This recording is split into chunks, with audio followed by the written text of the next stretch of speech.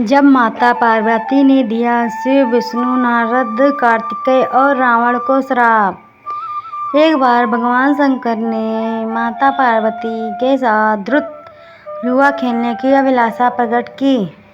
खेल में भगवान शंकर अपना सब कुछ हार गए। हारने के बाद भोलेनाथ अपनी लीला को रचते हुए पत्तों के वस्त्र पहनकर गंगा के तट पर चले गए।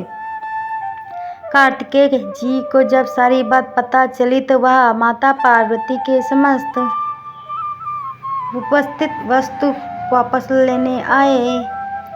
इस बार खेल में पार्वती जी हार गई तथा कार्तिकेय शंकर जी का सारा सामान लेकर वापस चले गए।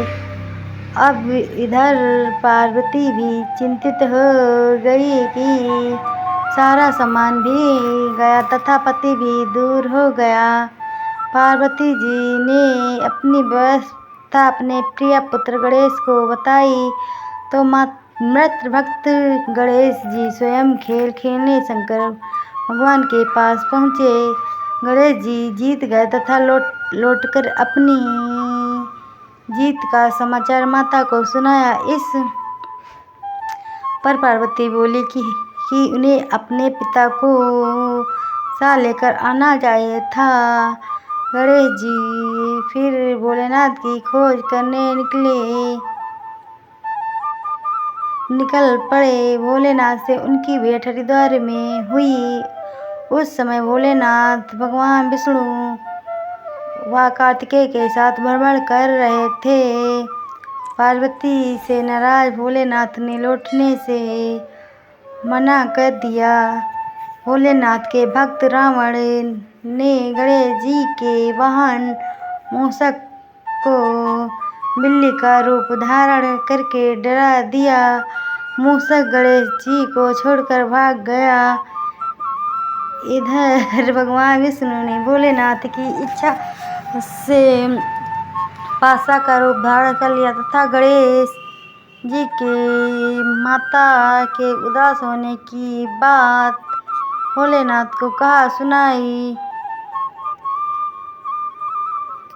इस पर भोलेनाथ की हमने नया पासा बनवाया है।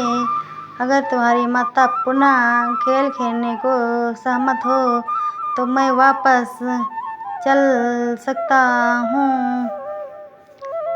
गणेश जी के आश्वासन पर भोलेनाथ वापस पार्वती के पास पहुँचे तथा खेलने को कहा। इस पर पार्वती हंस पड़ी और बोली, अभी पास क्या चीज़ है जिससे खेल खेला जाए। यह सुनकर भोलेनाथ चुप हो गए। इस पर नारद जी ने अपनी बीड़ा आदि सामग्री उन्हें दी। इस खेल में भोलेनाथ हर बार जीतने लगे। एक दो पासे फेंकने के बाद गणेश जी समझ गए तथा उन्होंने भगवान विष्णु के पासा रूप धारण करने का रहस्य माता पार्वती को बता दिया। सारी बात सुनकर पार्वती जी को क्रोध आ गया।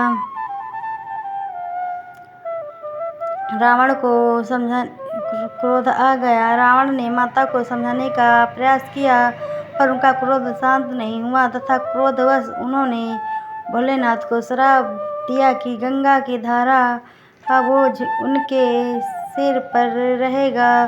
नारद जी को कभी एक स्थान पर न टिकने का अभिशाप मिला। भगवान विष्णु को श्राप दिया कि यही रावण तुम्हारा शत्रु होगा तथा रावण को श्राप दिया कि विष्णु ही तुम्हारे विनाश का कारण करेंगे। कार्तिकेय को भी माता पार्वती ने हमेशा बाल रूप में रहने का श्राप दे दिया।